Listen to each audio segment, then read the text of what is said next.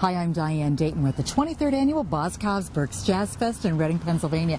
Catching up right now with pianist, keyboardist Marcus Johnson from D.C. Thanks for taking time. Thank you for having me. Well, you are an entrepreneur. You've got so many things going on. I'm not even sure where to start. But one of the things that's really exciting is your label, 3 Keys. Mm-hmm. How did that come about?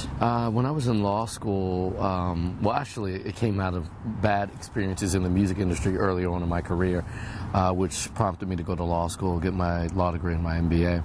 And once I was in school, started putting out independent projects and thought, well, maybe this is what I'll do. Once I graduated from Georgetown and did that, was able to secure funding from Bob Johnson, the guy who founded BET. We started putting out records. So it's been a 10-year thing that we've had. I've released projects on people like Michael Linton, Bobby Lau, Nick Coleone, Phil Martin, who's playing sax with me today. So it's been great. It's been great in my own stuff as well. When you're talking about law school, how did you get into music and this whole mixture of law school and so many things that you have doing? Well, the thing about it was I was always into music. So it was, how did I get into law? And it kind of goes back to the previous thing. You know, when you have those experiences, they say, you know, what is it? Necessity is the mother of invention.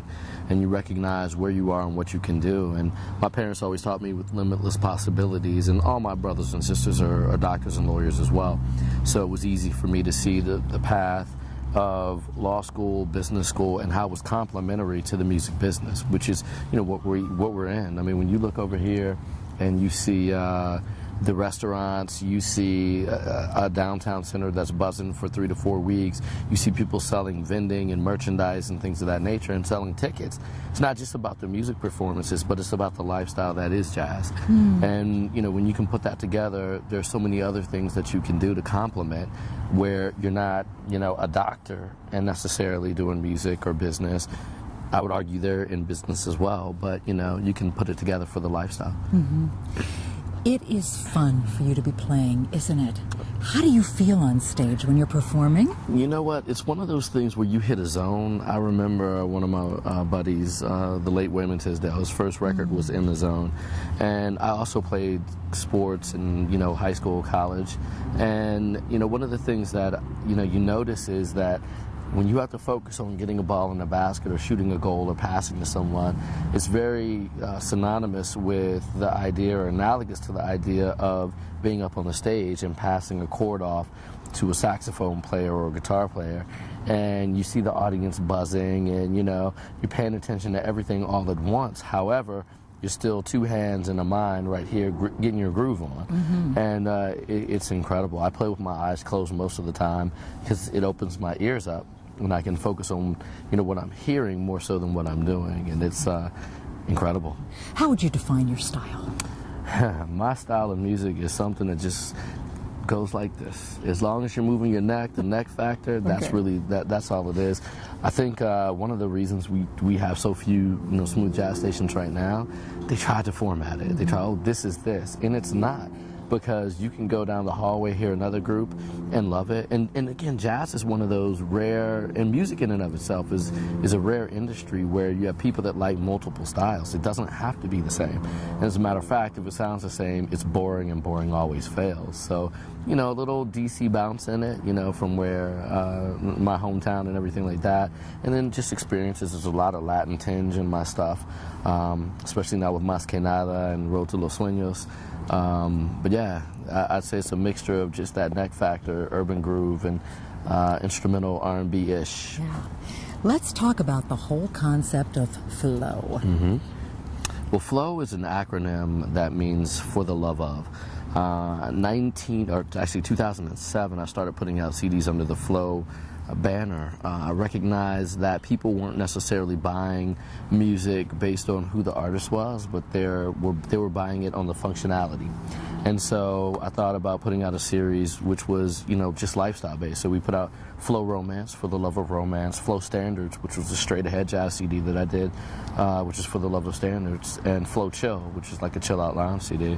Since then, we put out another Flow Chill, Flow Holiday, and we're working on a couple more projects there. sales started decreasing, and I see myself living a certain lifestyle myself, so we started supplementing that with the Flow Fest and Flow Wine, which is a wine label I started about prop. Yeah, that is it. This is these are my other babies. I have my daughter, Okay. but these are my other babies, and this is the wine is from California, and we're in about 12 states right now, from California to Florida, up to Maryland, Illinois, and we have a Cabernet Sauvignon, Petit Syrah, Merlot blend in the red. Wow. And our Chardonnay has Viognier Riesling. We just switched our production to Napa, and we have our new vintages that'll be out this June. And we actually are also adding a new Moscato. So that's been great. I mean, to supplement everything, and then to be able to have wine and jazz together, and our Flow Fest being wine and music festival. It's been great. A great way to re-engage different people, because all jazz lovers love wine, Yes, and most wine lovers love jazz. So it's, again, one of those complementary It businesses. certainly goes hand in hand. Yeah. Is there anything that we might not know about you that you would like us to know, Marcus? I miss my daughter tremendously. I've been speaking lately a lot. I do motivational speaking, and I was just hired by the Elmira, New York School District. And on the one hand, I had one of the best experiences of my life, but having been in San Francisco the week before that and New Orleans the week before that, I got in, and she went with her mother to a shower in Detroit, so I missed her yesterday. Oh, no. So I did get the daddy song this morning, which she's 7 months, and she's da. So, I miss her, and but it's been fun being a father. So I think what you're actually saying, that's one of the things that's really important to you. Very much so. Very much so. Being a great dad, being a great partner, and raising her properly. And then, the other thing that's really important, if you hear it implicitly, is giving back to the community. And the fact that, although I was hired to speak for Elmira, the emails that were sent to me yesterday from the superintendent, the high school principal, junior high school principal, it was one of sincere appreciation, because they could feel my sincerity towards them. And why would he come to a school or do a school district like, Elmira, New York, almost in the middle of nowhere? And I always told them every day, why not? And here's what we're going to do. So it's what we're supposed to do. We're supposed to give back. It's we the people of the United States. It's not about me.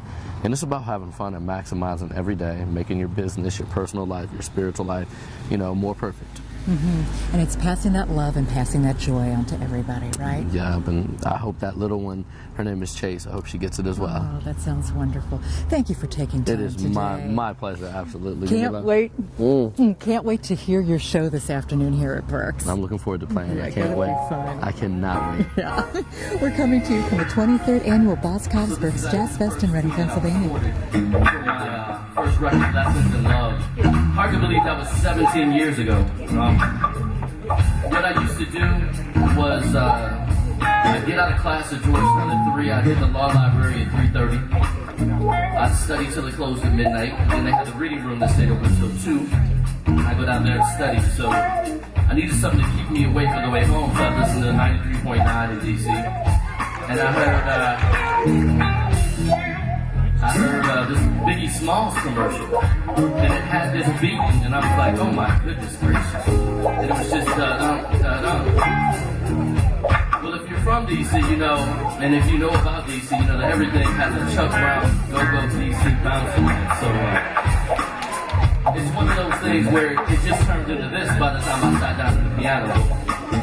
You're doing the right thing in the DC bounces when you get off the airport, you get off the airplane in Heathrow, or you get off in Charles de Gaulle and you hear your music, And one time we played this in Cannes, and a couple came up to me with tears in their eyes, and I was like, oh my God, the whole old school jazz versus the new school jazz, and they were in their 80s. I was like, I offended these people, and they're like, man, we haven't heard anything like this in a long time. What is that in your music? And I smiled because I think of the late Chuck Brown, and I think of go-go music, and I think of my corner and how we used to listen to that stuff in school all the time. And it just turned into this, from Georgetown's Law School Library to 93.9 to right here at Berks Jazz Fest.